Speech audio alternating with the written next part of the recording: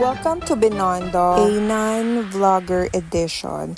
For sure, marami na kayong napanood na Binondo food crawl from content creators and vloggers. But this time, I will take you to the reality of what it's like to go to Binondo on a weekend. By the way, ang sinakyan nga pala namin is LRT 1. Bumaba kami ng Carriedo Station and then walking distance na lang from there to the actual Binondo, Chinatown. So, ang first itinerary namin is yung Binondo Church kasi hindi pa ako nakakapasok doon. Malapit lang yan dito sa Ong Pin Street and unfortunately walang misa nung pagdaan namin, pero I can say na first time ko pumasok dito and I'm really in awe sa structure nitong church na to. Very well maintained, hindi siya ganun kainit.